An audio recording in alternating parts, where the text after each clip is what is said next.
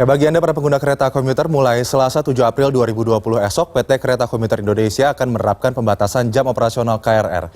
Dan nantinya penumpang dapat menggunakan KRL mulai pukul 4 pagi hingga 8 malam saja.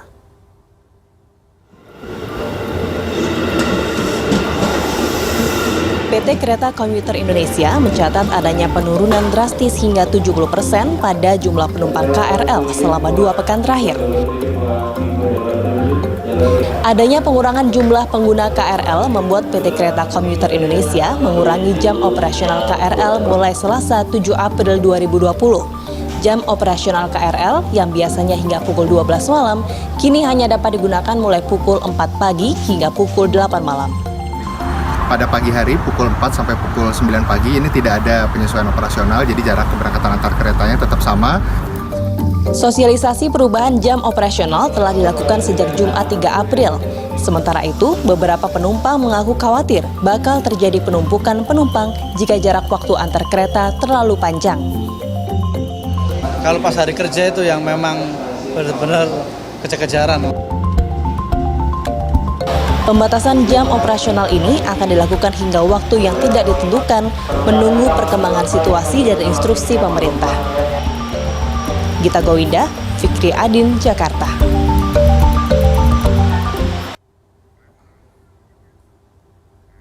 Ya, dan kita sudah tersambung dengan produser lapangan CNN Indonesia Angga Dwi Putra di stasiun Manggarai, Jakarta. Langsung kita sapa.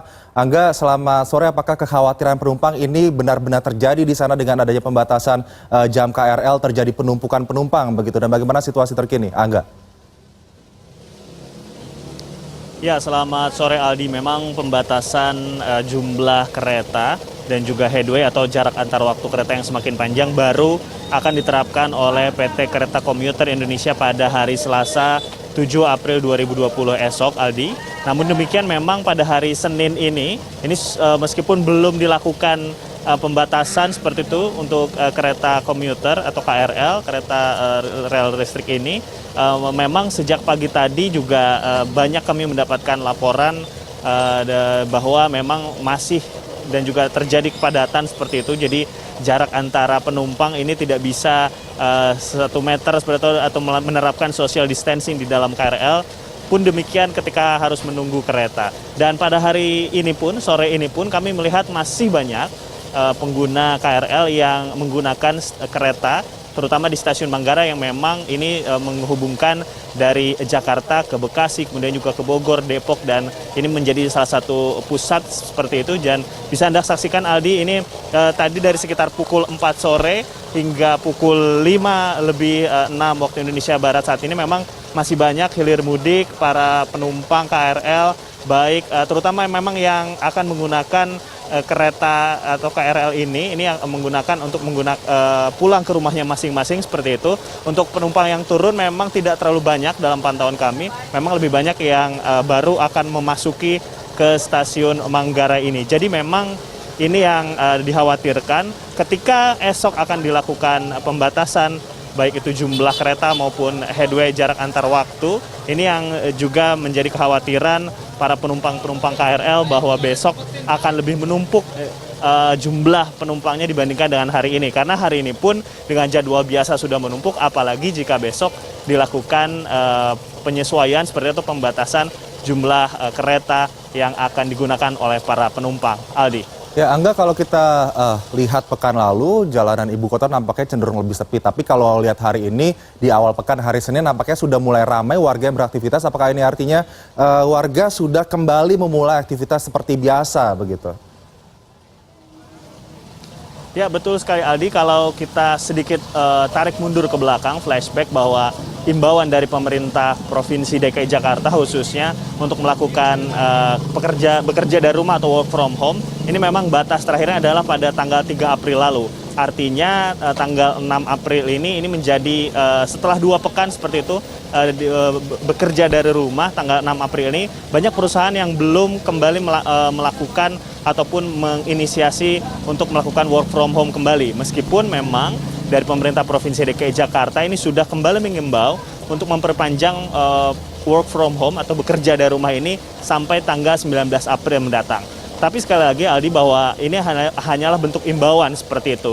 karena Jakarta belum menetapkan status pembatasan sosial berskala besar, meskipun memang suratnya sudah disampaikan oleh Pemprov DKI Jakarta ke Kementerian Kesehatan pada tanggal 2 April lalu. Namun hingga saat ini pihak dari Kemenkes, informasi yang kami terima dari Ahmad Yuryanto memang masih dibahas oleh tim dari gugus tugas penanganan COVID-19 juga oleh Kementerian Kesehatan.